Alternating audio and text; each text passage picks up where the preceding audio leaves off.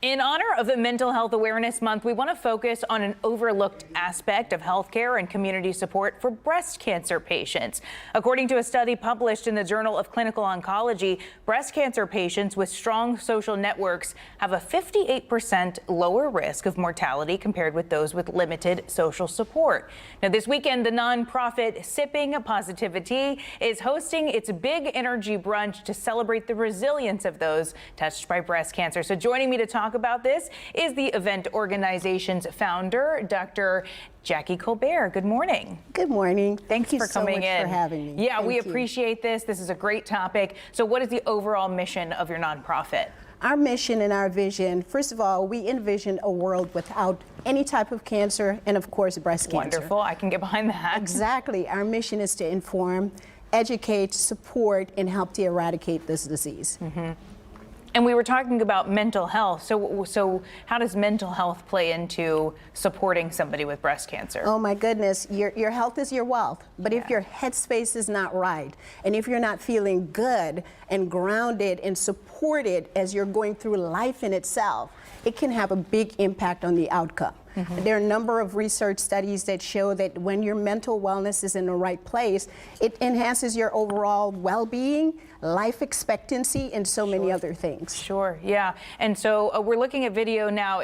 Are these support groups that you guys do? What are we taking a look at? Well, these images that you're seeing on the video were from our Big Energy Brunch, which is coming up this weekend. Last year we did the Big Energy Brunch, and our signature annual pink and black gala. Okay. It's something that you cannot miss. We do have a number of collaborators, supporters, and sponsors who come out to help us enhance these events. I'm assuming that raises money for the nonprofit, which helps support women going through this battle? Absolutely. Everything that we focus on, of course, on the patients, the people who are impacted by this. But in order to do so, we must raise much needed funds. Money helps to fund what we do on a daily, weekly, and monthly basis. What's your personal experience with breast cancer? I'm assuming you have one to start something like this. I do. Unfortunately, I was brought into the sisterhood of breast cancer. It's a sisterhood that I didn't want to be in, but I was in it, and I am in it. I sit before you 16 years breast cancer free. Oh, congratulations. Thank you. Thank you so much. Again, it's a sisterhood that I didn't ask to be in, yet still I sit here being breast cancer free, and I hope that it serves as an inspiration to others that not only can you survive, but you can thrive and live life abundantly. Yeah, but how did you survive for 16 years post-diagnosis? Well, first of all, I'm an Army veteran. And when you put something that's negative in front of me, I'm going to sip positivity. Challenge accepted, yes, right? Absolutely. And my job was to kick cancer into you-know-what. so that's what I did. And of course, living proof that you can do it, yeah. That's right. So with support from sisters, friends, family, and I can't ever forget my faith in God, I think that is what carried me through. Mm-hmm. And so you formed this nonprofit because did you feel that you found other people in the breast cancer sisterhood didn't have a good social support system? Yes, that was one. But the other part of it is that personally, I always believe that to whom much is given, much is required. I'm grateful for the type of care that I received while I was going through it, but I saw a gap in terms of other resources that people need. And it's some of the intangible things that we don't think about. Housekeeping support, someone to take them to the doctor, someone that's available to talk to them over the phone. I think the list goes on and on. We probably don't have enough time on this morning show to talk about all of the gaps and the disparities that I often see in underrepresented groups. Mm-hmm. So if somebody is going through breast cancer right now, say they don't have that kind of support, they're feeling really lonely, trying to fight this all by themselves, how can they reach out to you? What can you provide for them? Well, first let me tell them that they're not alone, although it does feel lonely. You can reach out to us by checking out our website, and it's www.sippingpositivitea.org.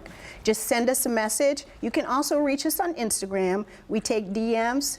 Whatever way you can Google us and find us, we are here for you. Mm-hmm. We may not have all of the resources. And it is for that reason that we do events and initiatives such as the Big Energy Brunch, where you can bring your big energy for food, fashion, friends, and community, particularly when we're dealing with mental wellness. Yeah, we've got the full screen up now of that Big Energy Brunch. So tell us, how can people get involved in this? Can they still go and buy tickets or whatever they need? Absolutely. Come get your tickets with your big energy. And if you can't come, buy a ticket anyway. Buy 2 tickets.